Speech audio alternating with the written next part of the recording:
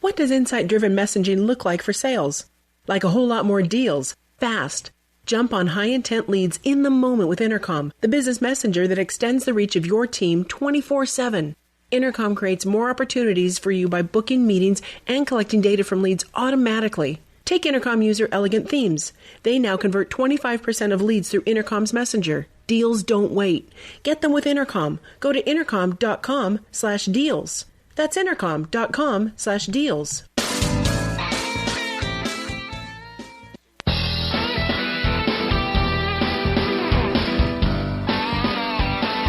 Hey, welcome back. It's time for another episode of Sales Pipeline Radio. So strap on your fins, put on your goggles, and we're going to jump in. It's because it's wet out there right now with our host. Oh, no, Paul. It's now that it's fall again, are you facing beach drizzle? It is. I don't know if it's drizzle or not, but it's dark outside, and there's drips on the window, and I don't like it. This is not what I moved to California for.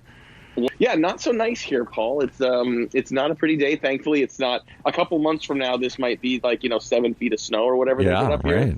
But today it's not too bad. But they won't kick you out because I'm from Detroit, and I know that you're not supposed to say Quebec. You say Quebec, just like you say. See, I know nothing. Quebec, yes. Yo hablo un poquito de español, but zero French, and so thankfully there are a handful of people up here that speak English as well. It's been my saving grace the last couple. Only as a second language, I'm telling you, the French is still in their heart there. So. Oh my goodness, they are very, very proud. Well, thanks everyone for joining us on another episode of Sales Pipeline Radio. As I mentioned, we are here live every Thursday at 2:30 Eastern, 11:30 Pacific. For those of you joining us live on the Funnel Media Radio Network, thanks for making us part of your workday. If you're listening to us on the podcast, thank you so much for subscribing. We continue to grow our audience, well over 100,000 listeners now for 2019. So thank you so much, everyone, for joining us. And you can find every episode, past, present, and future, on salespipelineradio.com. Every week, we're featuring some of the best and brightest minds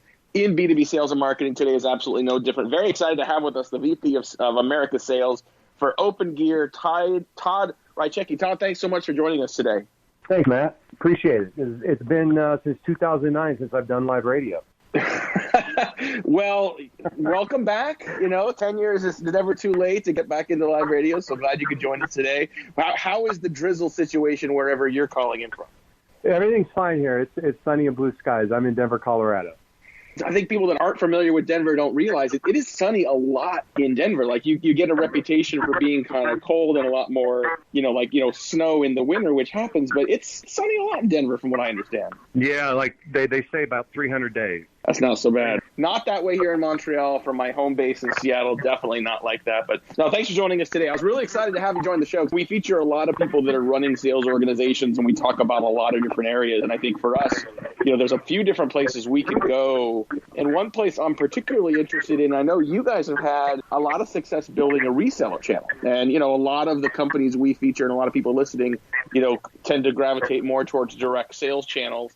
And many of them look at companies that have built resale channels, and those that have done that successfully are a little envious of what you've built. I would love to have you talk a little bit about how that go-to-market strategy kind of came about for Open Gear and what has really made that reseller program so successful. Well, that was a great question, Matt. Our channel is one of the strongest areas of our organization. We started out initially selling direct to really anybody that would buy the product. I've been doing this since 2008, so I would sell directly to resellers, directly to end users, and basically street price was MSRP. So we started out with just 10 partners initially, and over time started growing that to a point where we had 50 to 100 of them and could no longer transact with them directly. It was too big of an AR responsibility. So we moved to the channel. Initially, it started off as a drop ship relationship with Ingram and Synnex back in 2016.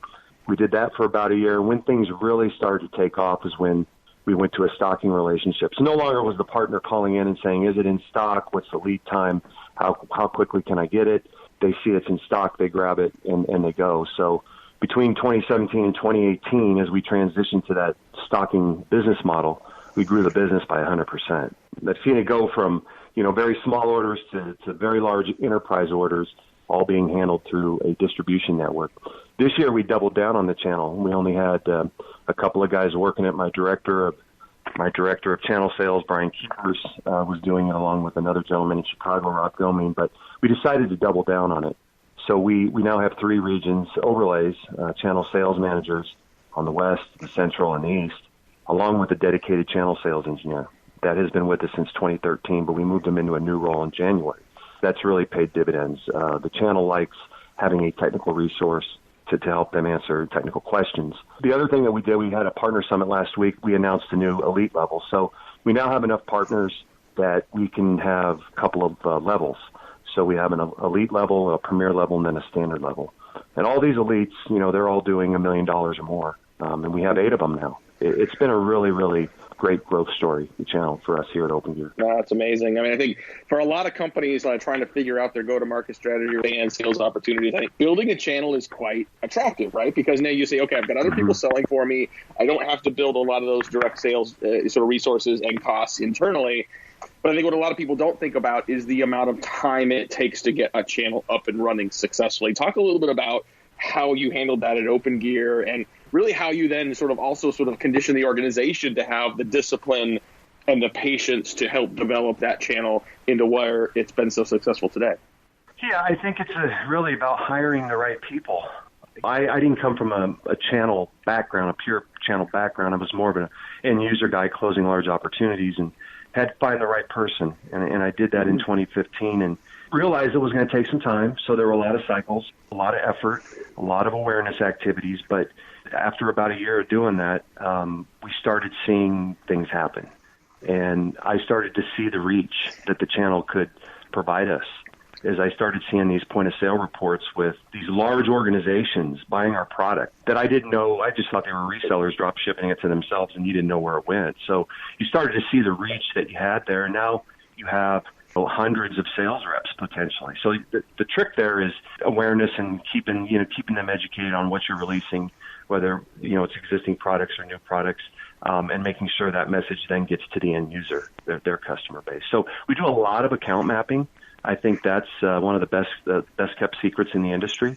Where's the overlap between who you know and who I know?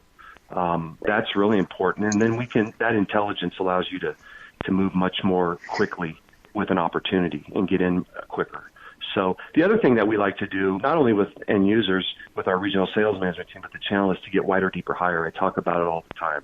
So WDH. So it's much easier to go into an organization where you've already sold some product to get into other business units within that organization than it is to start over and take you a year to win a new opportunity. So we spend a lot of time doing that, not only with, like I said, the end users, but our channel team talks to the partners about who else do you do business with. Okay, you do business with these guys, but you have 20 other customers that could also benefit from our solutions. So that's been very successful.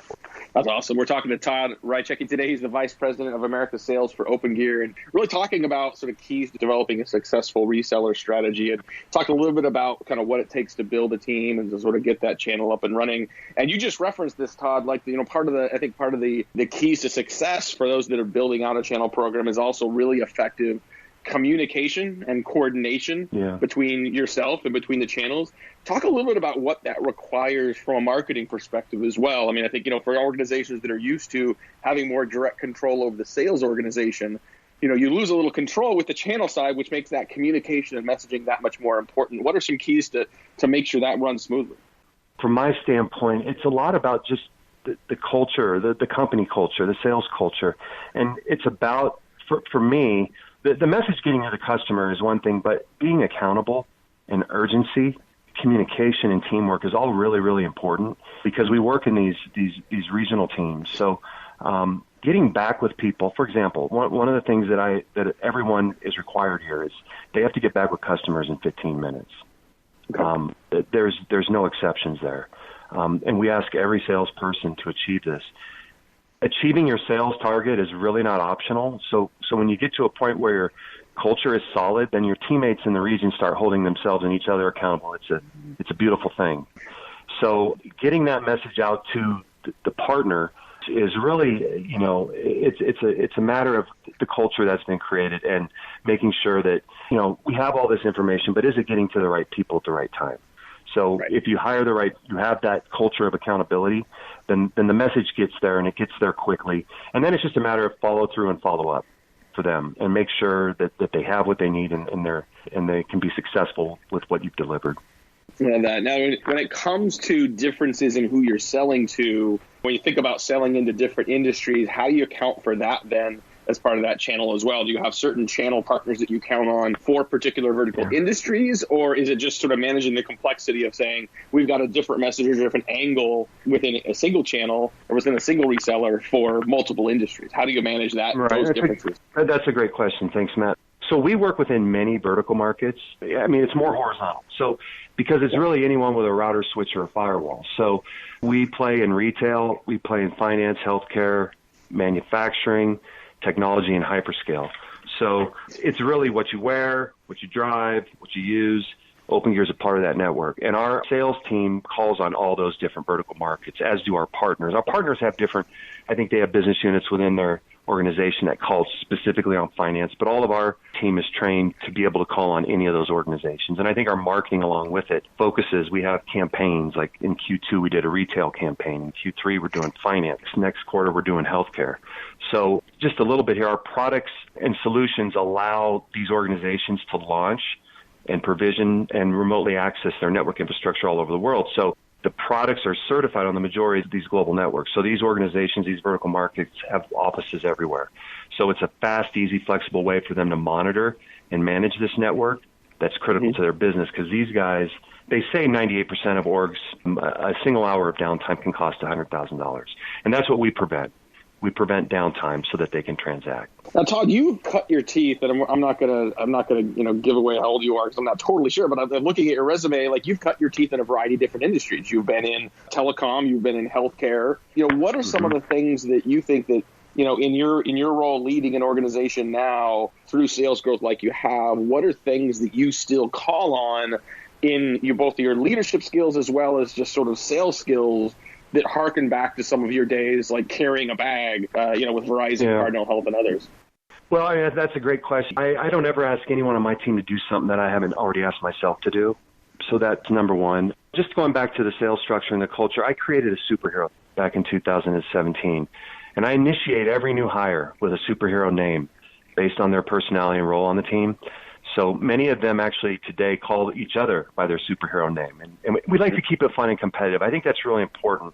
If it's not fun, then people don't want to work there. If it's not, and competitive is important too. I mean, everybody that works for me is competing, but in a fun way. And I like that about my team. I think recognition is important. The team wants to be recognized. I send out a boom email when I see a $100,000 order. I recognize them and their team, their regional team, when they close an opportunity.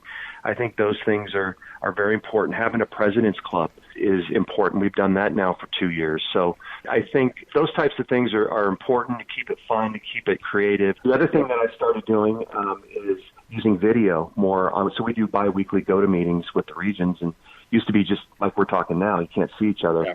But now we've gone to video. I think, being remote workers, which I've been my whole life, I've never worked in an office since 1991. It's important to be able to see the people you're working with. And as a VP of sales now with 21, 22 people under me, it's good to stay connected. So I think those types of things are very important. Absolutely. Well, we're going to take a quick break, pay some bills. We'll be right back with more with Todd Rychecki. He's the Vice President of Sales Americas for OpenGear. We're going to talk a little more about the reseller program, but also want to talk about sales culture and what it takes to build a successful sales organization in 2019. We'll be right back with Sales Pipeline Radio. Sales teams, is your website helping you turn prospects into customers? Because Intercom thinks it should be. Intercom makes that little chat bubble in the corner of a website. That's their messenger, but it's so much more than that. The Intercom Messenger is designed for businesses to jumpstart on customer intent in the moment. It connects you when you're there or automatically books meetings and captures data leads when you're away. You'll sell more efficiently. Like Intercom user Elegant Themes. They added the Intercom Messenger to their site, and now they convert 25% of their leads to paid subscriptions through live chat. Just having the messenger sparked valuable customer conversations that Elegant Themes might not have had otherwise. That's Intercom's whole deal, connecting you to customers while they're on your website with timely, personal insights. Because when customers have a great experience, it's great for business too. Help your website help you land more customers. Then see everything Intercom can do. Go to intercom.com/deals today. That's intercom.com/deals.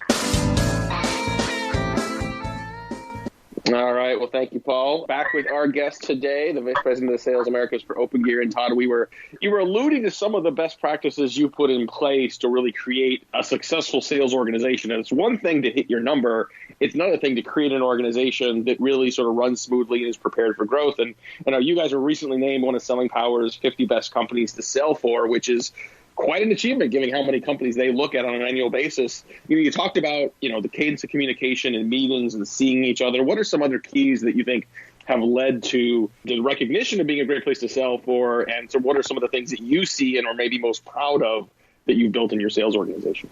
The President's Club is a great incentive. Obviously, we went to Cancun 2 years ago and Cabo last year, but I also implemented about 2 years ago quarterly sales awards. So the top percent to quota, and the Summit Award is for the RSM, the regional sales manager. The Spotlight Award is for the solution architect, and the Channel Chief is for the channel sales manager. And it's a nice piece of crystal. It sits on their desk, and what the team tries to do is take it from you. They're trying to hold on to it as long as they can, quarter after quarter. And as soon as they lose, if they do, then they have to ship it to that RSM, for example, that won. So that's been a nice competitive thing and a nice quarterly award that has, I think, helped our organization here in the U.S. grow the business. But I believe the constant recognition is important for achieving sales, consistent growth. I mean, we've had 12 years of year-over-year growth. We've never had a down year or a flat year. The first 6 years I was here, it was 50% or more, and it continues to do very, very well in the last 5 years. So I think coaching, as you know, you probably talk to a lot of VPs and CEOs, it's a constant reinforcement of what you want and why. I take time out, and when I call a play, I expect everyone to run it or it doesn't work. So therefore, they know that running your own play is not an option. And I think, ultimately credibility as a manager or coach is really, really important. People want to come to work for people that have been successful or have done things the right way. And so that helps. They want to come to an organization that has credibility. And I think those things all help in creating an environment where people want to come to work, be successful, and achieve the sales targets. Well, speaking of plays and partnerships, talk a little bit about how you think about the relationship between sales and marketing, and what are some of the keys that you look for from a marketing organization to successfully partner with sales, not just strategically, but on a day-to-day and week-to-week basis. Yeah, I have a biweekly call with my vice president of marketing. It's very, very important. We have a channel marketing person as well. So that is one of the things that is critical from my perspective in the role that I am in, that it aligns with what's going out on the field, what I'm hearing from the regional sales managers, what I'm hearing from inside sales, because if they don't align, then it doesn't work. So we discuss a lot of different ideas, whether it's trade shows or social or this what we're doing today, things that we can get the word out. So those types of things are very important in the organization. But I think just having those routine meetings and being able to look at a marketing calendar and what's coming up and, what we can do differently, how do we course correct, those types of things are all very, very important. We continue to build out our marketing organization as we scale our sales. So it has grown along with us. As you continue to grow, achieving some of those same sales growth numbers obviously gets harder and harder. What are some of your goals for improving Opengear sales in the coming quarters and the coming years? How are you looking at your go-to-market strategy differently? Or, what are the things that you're prioritizing to continue that level of growth? I think a lot of it is we're going to be hiring some more people. I plan on hiring someone in Chicago, someone in Atlanta. I promoted a couple of guys. I've now promoted 6 people, as I said earlier, and 2 of them now recently are going to effectively on October 1st, they're going to backfill Atlanta and Chicago, and we're going to add someone up in Toronto. So I plan on doing that in short order, probably in the next 3 to 6 months. The thing that's really important is all these sales candidates that I have go through the same series of sales questions or interview questions. I call them my dirty dozen. Like, do you want to win or do you need to win? That's one of them. But they also must exhibit self-starter characteristics because they're all going to be working from a home office. And they must have a history of achieving quotas. So I think that's a big part of it, is finding the right people and being consistent there. I think sales training is really, really important. Not only we want to train our people, we want to train our partners, we want to train our end users. So I think that is very, very important. Writing with the salespeople and providing that coaching one-on-one. I haven't been able to do that as often as I want to because I'm in scale mode. But now that I've got the hierarchy in place, we can do that. LinkedIn and Sales Navigator training is one of those continual things that we do. Everyone on my team is very big into social selling. And we use LinkedIn a lot to identify prospects, get alerts when they move, those types of things, and stay connected, like and share different things, different articles, and we even have people that post. So all those things are very important. I think we talk a lot about training and selling tips and tricks, so we like to share those amongst our group. I think that's very important. And then we have this one training module that we do. It's called Ask the SE, the sales engineer. So he'll sit down and the team can ask him any question they want, any technical question that's come up in the sales cycle. So those types of things are very, very important and have created an environment for success. I love that. Well, wrapping up just a couple more minutes here with Todd Rychecki. And Todd, thanks so much for joining us. I know that it is the end of the month here and end of the quarter, and I know that's a busy time, so I appreciate you spending time here. If you look back at your career and sort of your growth path and the people that have influenced you, who are some people that may have stood out? You know, they could be former managers, they could be authors, they could be professors, you know, just people that have impacted you in a positive way in your career that you might recommend other people check out as well. Well, I mean, you know, there's people in your family. I think of my Uncle Tim. I think of the people that I've worked with, the CEOs I've worked with, like here, Gary Marks and Joe Pearl at Pearl Systems. They all have an influence in how you operate and the things they share with you. And they're my litmus tests for new ideas. Those have all been very important in my career. Various sales managers. I think one person I've been influenced from an accountability standpoint is Tom Osborne. I mean, I grew up in Lincoln, Nebraska, and I watched how he held his teams accountable, and they won championship after championship after championship. And so those are the things that I try to take and coach my team on, seeing that the results are there and the proof is there. So let's go out and do this. So I would say those are the people that I look up to. Well, I want to thank our guests again today. Thanks so much, Todd, for joining us. Another episode of Sales Pipeline Radio. You know, we don't get a chance, Paul, to spend a lot of time thinking about sort of the channel and resale. We spend a lot of time talking about direct sales and sales and marketing together. So really helpful to hear some of the keys to driving success, and congrats to Open Gear, not only on that kind of sales growth, but also achieving that kind of growth while also being a well-respected company to sell for, to work for in the sales organization. Pretty impressive. If you want to hear this episode again, if you want to share this with your colleague, with your sales counterparts who may be thinking about building out a channel, you can find this episode on demand at salespipelineradio.com. You'll also find a transcript of our conversation with Todd up on HeinzMarketing.com here in about a week. But for today, we're out of time. For my great producer, Paul, on behalf of my great producer, Paul, this is Matt Heinz. Thanks for joining us on another episode of Sales Pipeline Radio. And with that, we wrap up another episode of Sales Pipeline Radio right here on the Funnel Radio channel for at-work listeners like you.